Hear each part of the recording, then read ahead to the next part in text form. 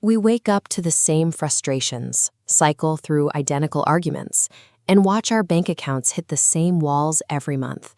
These patterns repeat with a mechanical precision, turning daily life into a series of automatic events that feel entirely independent of our will.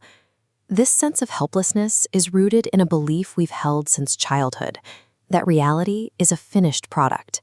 We are taught that the world is a fixed external landscape, and that our only role is to observe and react to whatever it throws our way. Our ingrained expectations function as an invisible filter. When we face a toxic relationship or a stubborn career plateau, we look through this tinted lens and see only fixed, unchangeable circumstances. We become spectators of our own struggles.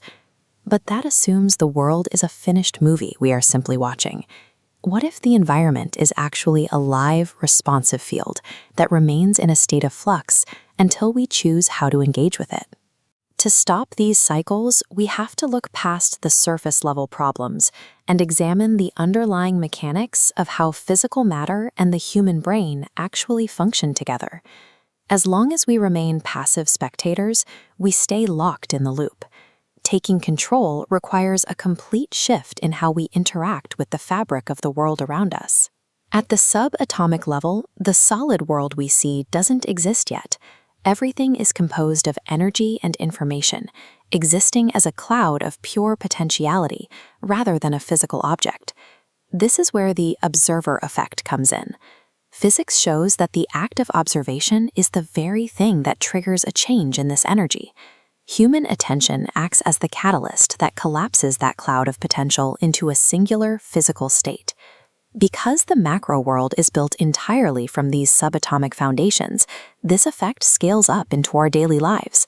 Fixating on a specific debt or a recurring failure is a form of concentrated observation. It signals the field to keep that specific problem hardened into a physical, unchanging reality. We aren't just noticing our problems. Our focused attention is the actual mechanism that cements them into our experience. This process of manifestation is mirrored by the physical structures inside our own minds. Neuroplasticity reveals that the brain is not a static machine. It is a biological map that constantly rewires its own connections based on the thoughts we repeat and the emotions we prioritize. Each time we repeat a thought, the brain carves a literal neural road. This physical connection thickens and strengthens, making it easier for the brain to travel that same path in the future. When we dwell on fear or limitation, we are building a neurological superhighway for self-sabotage. Eventually, the brain follows this entrenched groove automatically, making negative reactions our default state. This creates a closed loop. Our biological wiring dictates what we look at, and our quantum observation forces that focus to become our lived reality.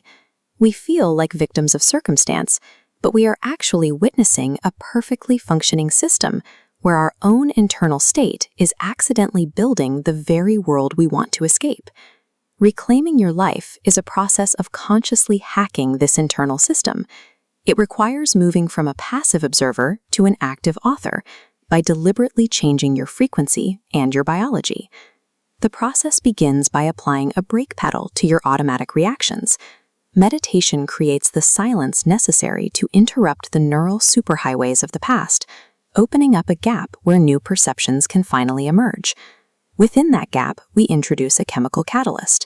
By practicing gratitude, the brain's reward circuits release dopamine and serotonin.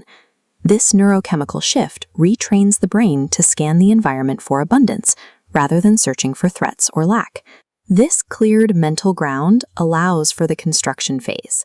Conscious intention, choosing empowering thoughts and affirmations, begins paving entirely new neural roads, shifting the signal we send out as observers of our reality.